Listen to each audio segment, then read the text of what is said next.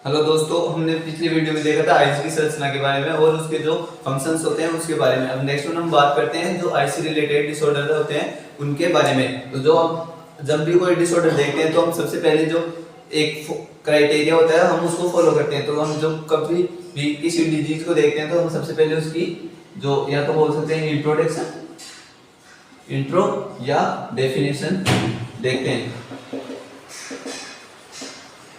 Next one उसके बाद हम देखते हैं उसकी इटियोलॉजी। क्या देखते हैं? इटियोलॉजी, या बोल सकते हैं हम इसको रिस्क फैक्टर्स।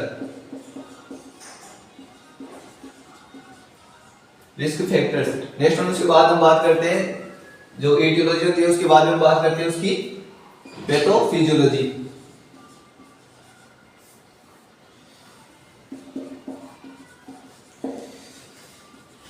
बात करते हैं पैथोफिजियोलॉजी एंड उसके बाद हम बात करते हैं पैथोफिजियोलॉजी के बाद हम उसके बात करते हैं उसके टाइप्स की। टाइप्स हो गए। टाइप्स के बाद में हम बात करते हैं उसकी जो साइन होते हैं, साइन सिम्टम्स, या बोल सकते हैं अपन इसको क्लिनिकल मैनिफेस्टेशन। उसके बाद हम बात करते हैं उसकी जो डायग्नोस्टिक इवैल्यूएशन होते हैं, डायग्नोस्टिक इवैल्यूएशन, या बोल सकते हैं अपन इन्वेस्टिगेशन।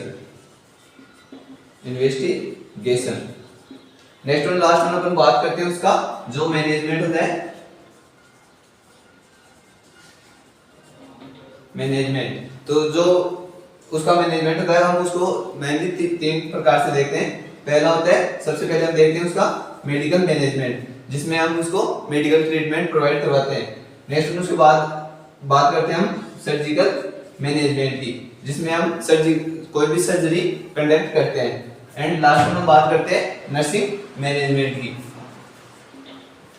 जिसमें हम पेशेंट को जो नर्सिंग केयर को कैसे क्या प्रोवाइड करवाते हैं उन सब की बात करते हैं। तो हम किसी भी डिजीज को पढ़ने से पहले हम जो उसकी ये क्राइटेरिया हम फॉलो करते हैं। तो सबसे पहले अपन बात करते हैं ग्लूकोमा। तो ग्लूकोमा क्या होता है हम उसके बारे में देखते हैं, जो अभी अपने जो क्राइटेरिया देखा था उसके हिसाब से। तो जो ग्लूकोमा होता है सबसे पहले हम देखते हैं उसकी देखते हैं सबसे पहले डेफिनेशन। क्या देखते हैं? डेफिनेशन। जो ग्लूकोमा होता है वो होता है एक ग्रुप ऑफ डिसऑर्डर। क्या होता है? Group of disorder of an abnormal बोल सकते हैं अपन, एब्नॉर्मल हाई आईओपी। क्या हो जाता है इसके अंदर? जो आईओपी होता है वो एब्नॉर्मली हाई हो जाता है। आईओपी क्या होता है? आईओपी होता है इंट्रा ओक्यूलर प्रेशर। जो इंट्राओक्यूलर प्रेशर होता है वो एब्नॉर्मली हाई होता है, जिसकी वजह से क्या होता है जो ऑप्टिक नर्व होती है,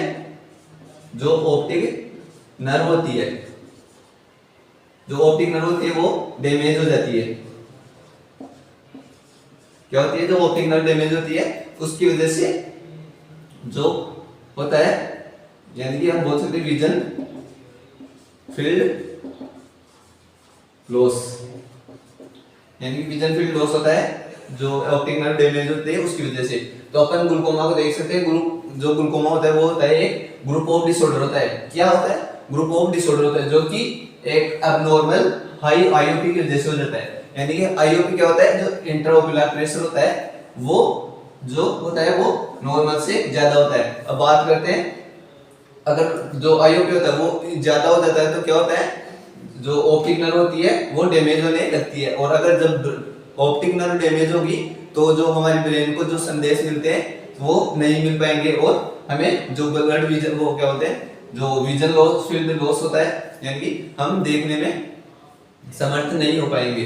तो बात करते हैं उसके बाद आईओपी का जो नॉर्मल लेवल होता है वो कितना होता है। जो आईओपी होता है उसका नॉर्मल लेवल होता है 16 से 20 mm ऑफ Hg। जो आईओपी होता है उसका नॉर्मल लेवल होता है 16 से 20 mm ऑफ Hg। एंड कुछ बुक्स में हमें 10 से 20 mm ऑफ Hg भी दिया गया है। तो कंफ्यूज नहीं होना है अपन को। तो जो हम इसको या तो जो 10 से 20 mm ऑफ Hg भी बोल सकते हैं और 16 से 20 mm ऑफ Hg भी बोल सकते हैं। जो नॉर्मल लेवल होता है वो मतलब जो 16 से 20 या 10 से 20 mm ऑफ Hg हम बोल सकते हैं। अब जब ये तो हो गया नॉर्मल लेवल, अब बात करते हैं ग्लूकोमा कब होगा। तो जब नॉर्मल लेवल जब 20 तक तो नॉर्मल लेवल होता है, उसके बाद 21 से जो 21 mm ऑफ Hg से ज्यादा IUP हो जाता है, यानी जो इंट्राओक्युलर प्रेशर हो जाता है वो 21 mm ऑफ Hg से ज्यादा हो जाता है, तो उस कंडीशन को अपन बोलते हैं ग्लूकोमा। नेक्स्ट वन बात करते हैं जो अगर ग्लूकोमा को हम ट्रीट नहीं करते हैं टाइम पे, अगर ग्लूकोमा को हम ट्रीट नहीं करते हैं तो वो क्या करता है, जो ऑप्टिक नर्व होती है उनको परमानेंट डैमेज कर देता है। जो ऑप्टिक नर्व होती है उनको परमानेंट डैमेज कर देगा, तो जो क्या बोलते हैं, जो परमानेंट हम बोल सकते हैं परमानेंट ब्लाइंडनेस हो सकती है। कैसे हो सकती है, जो अगर जो ऑप्टिक नर्व होती है वो परमानेंट डैमेज हो गई तो जो हमारे ब्रेन के पास जो मैसेज जाएंगे वो नहीं जा पाएंगे और हमें जो ब्लाइंडनेस हो सकती है। नेक्स्ट हम बात करते हैं कि जो IUP होता है वो क्यों बढ़ता है। तो IUP क्या होता है, IUP क्यों बढ़ता है, क्योंकि जो आई के अंदर क्या होता है, एक्वस नामक फ्लूइड पाया जाता है, aqueous humour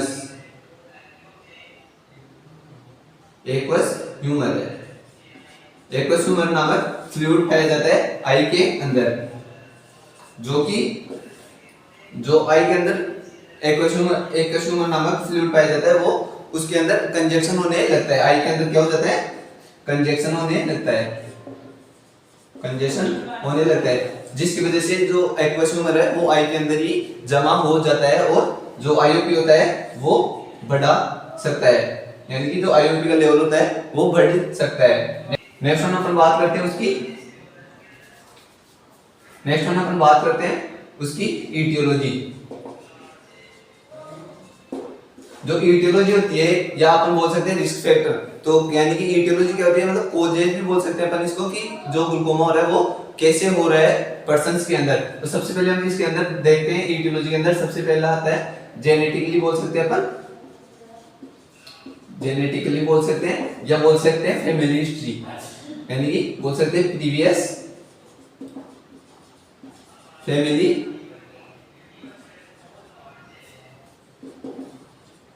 history.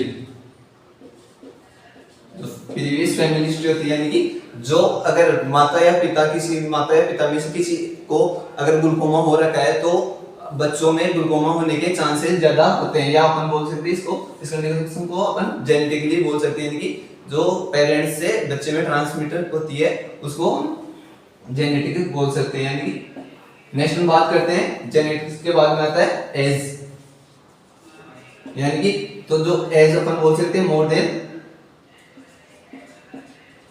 Then 14 years, यानी कि एज के अंदर अपन बोल सकते हैं जो पर्सन अगर मतलब यानी कि जो 40 साल से बड़े एज के जो पर्सन्स होते हैं उनमें जो ग्लूकोमा होता है वो मोस्टली ज्यादा देखने को मिलता है, क्योंकि जो एज से रिलेटेड अपन सब जानते हैं कि जब जैसे जैसे एज बढ़ती है वैसे वैसे जो डिजीज होती है वो होने की ज्यादा चांसेस होती है। तो मोस्ट यानी बोल सकते हैं अपन एज भी एक प्रकार का फैक्टर होता है जो ग्लूकोमा को कॉज करता है। नेक्स्ट हम बात करते हैं इसकी, हम बोल सकते हैं हाइपरटेंशन। अब जिस पर्सन को हाइपरटेंशन हो रहा है वो पर्सन एक तो ज्यादा जो मतलब रिस्की होता है किसके लिए, यानी कि उसको ज्यादा रिस्क होते हैं किसके लिए, इस ग्लूकोमा के लिए।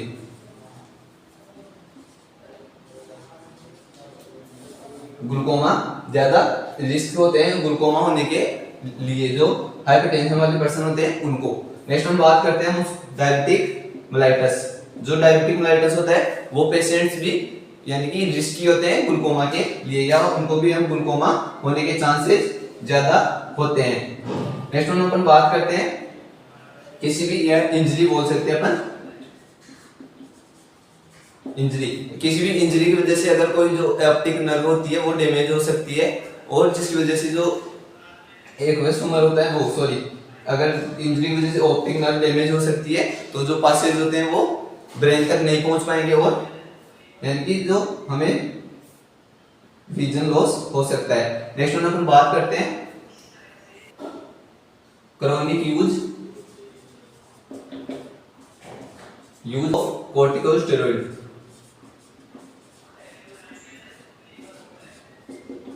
कॉर्टिकोस्टेरॉइड, तो जो पर्सन है ना जो लंबे समय से कॉर्टिकोस्टेरॉइड जो टेबलेट्स होती है वो अगर यूज कर रहा है तो हमें मतलब बोल सकते हैं कि उसको जो ज्यादा चांसेस होते हैं ग्लूकोमा होने के। नेक्स्ट वन अपन बात करते हैं इसकी पैथोफिजियोलॉजी।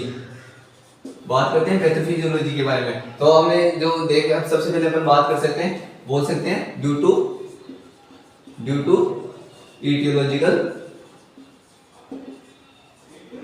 फैक्टर बोल सकते हैं। सबसे पहले हम बात करते हैं यानी कि ड्यू टू ईटियोलॉजिकल फैक्टर, उस फैक्टर। उसके बाद हम देखते हैं यानी कि जो एक्वस ह्यूमर है, जो एक्वस ह्यूमर है उसका एक तो प्रोडक्शन ज्यादा हो रहा है। क्या हो रहा है?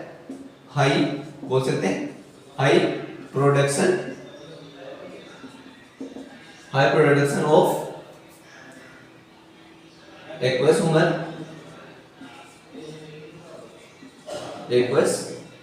ह्यूमर या जो एक्वस ह्यूमर है उसका आउटफ्लो होता है, आउटफ्लो हो रहा है, उसके अंदर ओबस्ट्रक्शन हो जाता है, ओबस्ट्रक्शन हो जाता है। अगर जो कोई भी ईटियोलॉजिकल फैक्टर्स के कारण जो ये होता है एक्वस ह्यूमर होता है उसके अंदर जो प्रोडक्शन होता है वो ज्यादा हो जाता है, या उसके जो आउटफ्लो होता है उसके अंदर ओबस्ट्रक्शन आ जाता है, जिसकी वजह से क्या होता है जो आईओपी होता है वो क्या होता है इंक्रीज हो जाता है। यानी कि अगर जो एक्वस ह्यूमर का या तो प्रोडक्शन ज्यादा हो जाएगा या उसके अंदर कोई भी किसी प्रकार का ओबस्ट्रक्शन आ जाएगा तो जो आईओपी होता है वो इंक्रीज हो जाता है। अब जब आईओपी इंक्रीज होता है तो क्या करता है, तो जो आईओपी इंक्रीज होता है तो ये क्या कर देता है, जो ब्लड सप्लाई हो रही है, जो ब्लड सप्लाई हो रही है किसको, आइरिस को एंड रेटाइना को, जो रेटाइना और आइरिस को जो ब्लड सप्लाई हो रही है उसको ये इनहिबिट कर देता है या ब्लॉक कर देता है। यानी कि जो ब्लड सप्लाई हो रही है उसको इनहिबिट कर देता है, किसकी, आइरिस और रेटाइना की जो ब्लड सप्लाई हो रही है उसको इनहिबिट कर देता है, जिसकी वजह से जो टिश्यूज होते हैं क्या होते हैं, जो टिश्यूज होते हैं वो इस्चेमिक कंडीशन में आ जाते हैं। अपन बोल सकते हैं इस्चेमिक कंडीशन में आ जाते हैं, टिश्यू इस्चेमिक हो जाते हैं, यानी जो टिश्यूज होते हैं वहां पे ऑक्सीजन की कमी हो जाती है। तो अगर ऑक्सीजन की कमी हो जाएगी तो जो टिश्यूज है वो डेथ होने लग जाएंगे और जो ऑप्टिक नर्व होती है वो डैमेज हो जाएगी। और अगर जब ऑप्टिक नर्व डैमेज हो जाती है तो हमारे ब्रेन तक जो संदेश जाने चाहिए वो नहीं जा पाएंगे और जो विजन लॉस होता है वो हो जाएगा। नेक्स्ट वन अपन बात करते हैं इसके टाइप्स की। बात करते हैं यहाँ पर इसके टाइप्स की। तो जो टाइप्स होते हैं हम उसको सबसे पहले बात करते हैं प्राइमरी। तो जो प्राइमरी होता है वो क्या होता है, बेसिकली हम देखते हैं जो प्राइमरी ग्लूकोमा होते हैं इसको अपन बोलते हैं सीक्रेटरी ग्लूकोमा भी बोलते हैं। जो सीक्रेटरी ग्लूकोमा इसको क्यों बोलते हैं, क्योंकि जो प्राइमरी ग्लूकोमा होता है उसके अंदर जो एक्वस ह्यूमर होता है उसका सीक्रेशन बढ़ जाता है, जिसकी वजह से अपन इसको जो सीक्रेटरी ग्लूकोमा भी बोल सकते हैं। अब जो प्राइमरी ग्लूकोमा होता है अपन उसको दो भागों में डिवाइड करते हैं। तो पहला होता है ओपन एंगल ग्लूकोमा और दूसरा होता है क्लोज एंगल ग्लूकोमा। तो सबसे पहले अपन बात करते हैं ओपन एंगल ग्लूकोमा की। तो जो ओपन एंगल ग्लूकोमा होता है वो एक तो सबसे पहले हम देखते हैं कि ये पेनलेस होता है। क्या होता है? पेनलेस होता है, यानी इसमें किसी प्रकार का दर्द हमें दिखाई नहीं देता। नेक्स्ट वन ये होता है क्रोनिक होता है, यानी जो ये ओपन एंगल ग्लूकोमा होता है वो लंबे समय से चलता रहता है, एंड ये क्या करता है स्लोली प्रोग्रेसिव होता है, स्लोली प्रोग्रेसिव होता है, यानी ये धीरे धीरे प्रोग्रेस करता है। नेक्स्ट वन बात करते हैं, तो जो नेक्स्ट वन बात करते हैं ये जो ओपन एंगल ग्लूकोमा होता है वो क्या होता है। तो जो ओपन एंगल ग्लूकोमा होता है उसके अंदर क्या होता है कि जो एक्वस ह्यूमर होता है, क्या होता है जो एक्वस ह्यूमर होता है उसके अंदर या तो जो प्रोडक्शन होता है एक्वस ह्यूमर का वो क्या होता है बढ़ जाता है, जो प्रोडक्शन होता है एक्वस ह्यूमर का वो या तो वो बढ़ जाता है, और या फिर जो उसका आउटफ्लो होता है किसका एक्वस ह्यूमर का जो आउटफ्लो होता है उसके बीच में ओब्स्ट्रक्शन आ जाता है, जिसकी वजह से जो एक्वस ह्यूमर है वो बढ़ जाता है आइस के अंदर और ये ग्लूकोमा कोज करता है। नेक्स्ट वन अपन बात करते हैं जो ये होता है क्लोज एंगल ग्लूकोमा। तो जो क्लोज एंगल ग्लूकोमा होता है उसको हम अपन बोलते हैं प्यूपिलरी ब्लॉक। क्या बोलते हैं प्यूपिलरी ब्लॉक। अब जो प्यूपिलरी ब्लॉक है उसका अब नाम से अपन को पता चल रहा है कि प्यूपिलरी ब्लॉक है, यानी कि जो इसके अंदर हो रहा है वो क्या हो रहा है कुछ चीज जो ब्लॉक हो रही है, यानी कि अपन बोल सकते हैं जो एक्वस ह्यूमर होता है, जो एक्वस ह्यूमर होता है उसके अंदर जो उसका एक्वस ह्यूमर का जो आउटफ्लो होता है उसके अंदर क्या आ जाता है ओब्स्ट्रक्शन आ जाता है। क्या आ जाता है ओब्स्ट्रक्शन आ जाता है। अगर जो एक्वस ह्यूमर होता है उसके जो आउटफ्लो के अंदर अगर जो ओब्स्ट्रक्शन आ जाता है उसकी वजह से जो इंक्रीज आईओपी हो जाता है तो उसको हम बोलते हैं क्लोज एंगल ग्लूकोमा। अब बात करते हैं जो क्लोज एंगल ग्लूकोमा होता है, अगर जो ओब्स्ट्रक्शन आ रहा है वो क्या हो जाता है अगर कंप्लीटली ओब्स्ट्रक्शन हो जाए, अगर कंप्लीटली ओब्स्ट्रक्शन हो जाए इसके अंदर जो एक्वस ह्यूमर होता है उसके आउटफ्लो के अंदर अगर कंप्लीट ओब्स्ट्रक्शन आ जाए उसकी वजह से क्या होता है कि जो ग्लूकोमा होता है, यानी अपन बोल सकते हैं सडन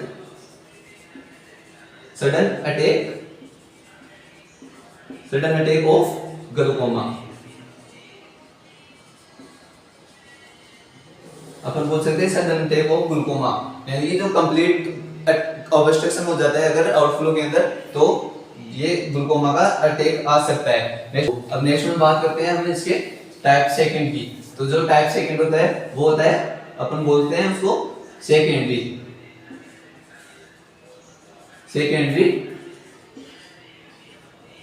ग्लूकोमा। अब जो सेकेंडरी ग्लूकोमा होता है वो क्या होता है, जो सेकेंडरी ग्लूकोमा होता है उसको हम बोल सकते हैं, यानी कि इसके अंदर आता है यानी कि किसी भी ट्रोमेटिक कंडीशन के कारण, अगर किसी भी ट्रोमेटिक कंडीशन के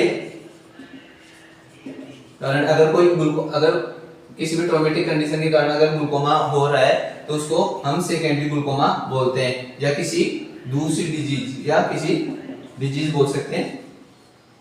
किसी डिजीज के कारण अगर कोई ग्लूकोमा हो रहा है तो हम उसको सेकेंडरी ग्लूकोमा बोल सकते हैं। नेक्स्ट वन अपन बात करते हैं इसके जो क्लिनिकल मैनिफेस्टेशन होते हैं, या बोल सकते हैं अपन इसके साइन सिम्टम, यानी कि जो पेशेंट होता है ग्लूकोमा का उसमें कौन कौन से साइन सिम्टम होते हैं वो देखने को मिलते हैं। तो सबसे पहले अपन बात करते हैं, यानी ग्लूकोमा वो होता है क्या होता है, यानी कि पेन होता है, यानी कि आईज में पेन होता है। नेक्स्ट वन बात करते हैं अपन हेडेक हो सकता है, हेडेक होता है। नेक्स्ट वन होता है हाइपरईमिया क्या होता है, हाइपरईमिया यानी कि रेडनेस ऑफ आई, यानी जो आईज लाल होती है उसको अपन मेडिकल टर्म में बोलते हैं हाइपरईमिया। तो जो ग्लूकोमा होता है उसके अंदर हाइपरईमिया भी हो सकता है। एंड बोल सकते हैं फोटोफोबिया। क्या होता है फोटोफोबिया? फोटोफोबिया क्या होता है? अगर हम मान लो कोई हमारी लाइट रेज आ रही है तो अपनी जो आईज होती है वो यानी कि सेंसिटिव हो जाती है, यानी कोई भी लाइट रेज आती है उसकी उनके कारण जो अपनी आईज होती है वो सेंसिटिव होती है। अपन बोल सकते हैं जो आईज होती है वो लाइट के प्रति सेंसिटिव हो जाती है, उसको हम बोलते हैं फोटोफोबिया। नेक्स्ट वन बात करते हैं जो फोकसिंग डिस्टर्ब हो जाती है, यानी कि जो अपन फोकस करते हैं वो नहीं कर पाते, यानी फोकस करने में डिफिकल्ट होती है। नेक्स्ट वन बात करते हैं विजन लॉस।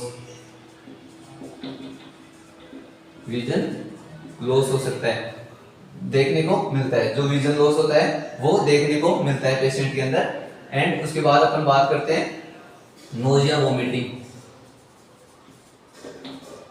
नोजिया वोमिटिंग भी देखने को मिलती है पेशेंट के अंदर। एंड बोल सकते हैं यानी कि उसके बाद अपन बात करते हैं ब्लड विजन। ब्लड विजन यानी कि जो पेशेंट होता है उसके अंदर ब्लड विजन भी देखने को मिलता है। नेक्स्ट वन अपन बात करते हैं और क्या देखने को मिलता है। अगर जो ग्लूकोमा हो रहा है उसके अंदर अगर जो आईओपी होता है वो इंक्रीज होता है किससे ज्यादा? वो होता है 21 mm ऑफ Hg से ज्यादा जो आईओपी का लेवल होता है वो इंक्रीज होता है, ग्लूकोमा को शो करता है। अब नेक्स्ट हम बात करते हैं इसके जो होते हैं डायग्नोसिस। उसके जो साइंस सेंटर है उसके बाद आते हैं डायग्नोसिस। डायग्नोसिस या अपन इनको बोल सकते हैं इन्वेस्टिगेशन। तो सबसे पहले अपन डायग्नोसिस में सबसे पहले देखते हैं पेशेंट्स की हिस्ट्री। सबसे पहले हिस्ट्री चेक करते हैं पेशेंट की, जो पास्ट मेडिकल सर्जिकल जो भी हिस्ट्री होती है हम उसको कंडक्ट करते हैं। उसके बाद अपन करते हैं फिजिकल एग्जामिनेशन। जो पेशेंट होता है उसका फिजिकल एग्जामिनेशन कंडक्ट करवाते हैं, यानी कि हम उसको जो फिजिकली एग्जामिन करते हैं। फिजिकल एग्जामिनेशन हो गया, उसके बाद अपन करते हैं जो टोनोमेट्री। जो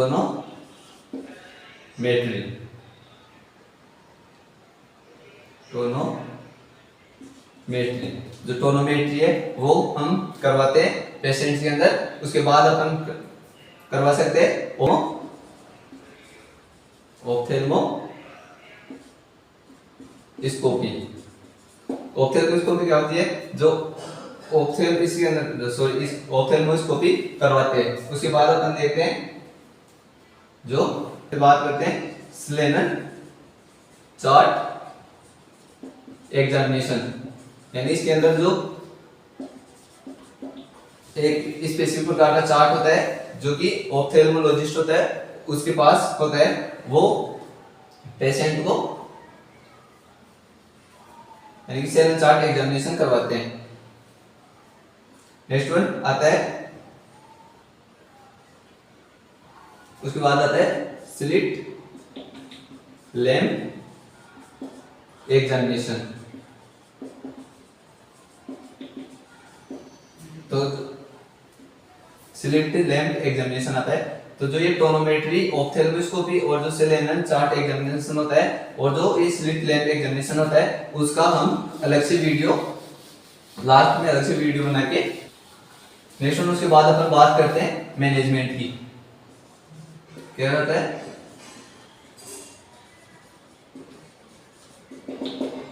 मैनेजमेंट? तो जो मैनेजमेंट होता है हम सबसे पहले मैनेजमेंट के अंदर सबसे पहले बात करते हैं मेडिकल मैनेजमेंट की। तो मैनेजमेंट में सबसे पहले अपन देखते हैं जो बीटा ब्लॉकर्स होते हैं, जो बीटा एड्रीनर्जिक ब्लॉकर होता है वो प्रोवाइड करवाते हैं। जो बीटा ब्लॉकर एड्रीनर्जिक होता है उसका जो होता है वो होता है टीमोलोल। क्या होता है? टीमोलोल। ये प्रोवाइड करवाते हैं। ये क्या करता है? जो एक्वस ह्यूमर होता है उसका जो प्रोडक्शन हो रहा है उसको कम करवाता है, यानी जो एक्वस ह्यूमर का प्रोडक्शन होता है उसको कम करवा देता है। उसके बाद अपन बात करते हैं मायोटिक्स। क्या, उसके बाद अपन प्रोवाइड करवाते हैं पेशेंट को मायोटिक्स। मायोटिक्स क्या करती है, जो आईओपी है उसका ड्रेनेज, जो आईओपी है उसका ड्रेनेज को बढ़ा देती है, जिसकी वजह से जो आईओपी होता है वो कम हो जाता है और इससे ग्लूकोमा ठीक हो सकता है। नेक्स्ट वन अपन बात करते हैं मायोटिक्स की होगी, बीटा एडेनोसिन ब्लॉकर हो गए। नेक्स्ट वन उसके बाद अपन बात करते हैं जो ऑस्मोटिक एजेंट है, उसमें अपन बात करते हैं मैनिटोल। क्या होता है, मैनिटोल। जो ये मैनिटोल होता है वो क्या करता है, जो आईओपी है उसको डिक्रीज कर देता है, जो आईओपी का लेवल होता है उसको डिक्रीज कर देता है ये ऑस्मोटिक एजेंट। उसके बाद आता है सर्जिकल मैनेजमेंट। अब सर्जिकल मैनेजमेंट में आता है सबसे पहले वो आता है इरिडोटोमी। इरिडोटोमी, तो ये इरिडोटोमी होता है वो क्या होता है, जो आइरिस होता है उसके अंदर एक जो क्या बोलते हैं, इसके अंदर एक इंसिजर लगाते हैं अपन, और जो एक्वस ह्यूमर है उस फ्लूइड को हम बाहर निकाल लेते हैं, उसको हम बोलते हैं इरिडोटोमी। नेक्स्ट वन अपन बात करते हैं लेजर ट्यूबरकुलोप्लास्टी। जो ये लेजर ट्यूबरकुलोप्लास्टी क्या होता है, ये भी एक सर्जिकल प्रोसीजर होता है। इसके अंदर क्या करते हैं, जो ट्रेबिकुलर मेसवर्क होती है, जो ट्रेबिकुलर मेसवर्क होती है उसके अंदर क्या करते हैं, एक इंसिजन लगाते हैं और जो ओपनिंग बनाते हैं उसके माध्यम से, जो ओपनिंग होती है उसके माध्यम से जो फ्लूइड है उसको हम बाहर ड्रेनेज कर लेते हैं। क्या करते हैं, जो फ्लूइड होता है उसको ड्रेन कर लेते हैं, जो ओपनिंग बनाते हैं उसके माध्यम से। नेक्स्ट वन बात करते हैं, तो सर्जिकल मैनेजमेंट में अपन ने दो चीज देखी। सबसे पहले देखी अपन ने लेजर इरिडोटोमी जो होती है, लेजर इरिडोटोमी। और नेक्स्ट वन के बाद अपन ने देखी लेजर ट्यूबरकुलोप्लास्टी। उसके बाद अपन ने देखी जो लेजर ट्यूबरकुलोप्लास्टी। अब जो ये जो दोनों सर्जिकल प्रोसीजर है वो अपन लास्ट में एक साथ अलग वीडियो बना के समझा देंगे। नेक्स्ट वन अपन बात करते हैं इसका मैनेजमेंट आता है, लास्ट वन आता है उसका नर्सिंग मैनेजमेंट। तो जो नर्सिंग मैनेजमेंट होता है वो आई से रिलेटेड जो सारी डिजीजेज होती है उनमें लगभग सारा सेम होता है। तो हम जो नर्सिंग मैनेजमेंट है वो यानी कि जो आई से रिलेटेड जितने भी डिसऑर्डर उनमें जो लगभग सभी में समान होता है। तो जो नर्सिंग मैनेजमेंट है वो हम एक लास्ट में एक अलग से वीडियो बना के आपको जो प्रोवाइड करवा देंगे। तो दोस्तों आप सभी को वीडियो अच्छा लगा होगा तो हमारी वीडियो को जल्दी से जल्दी शेयर करें, लाइक करें और कमेंट करें। धन्यवाद।